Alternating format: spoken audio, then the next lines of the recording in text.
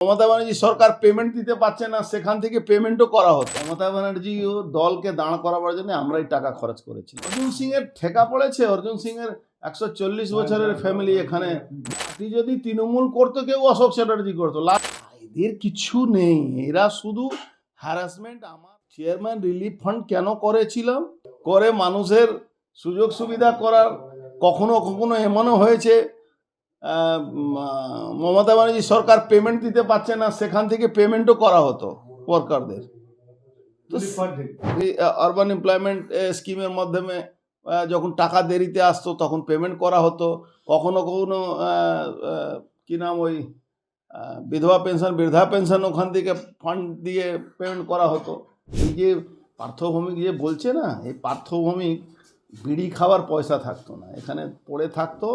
আমার আশীর্বাদে ওখানে মিটিং হতো, নাহলে অঞ্জন দাশগুপ্ত মিটিং করতে দিত না। ওদেরকে বারবার বলছি কি ব্যারাকপুরে করুক, কিন্তু ওরা ভবানী ভবনে ডাকছে, অত তেল খরচ করে ওখানে যেতে হচ্ছে রোজ।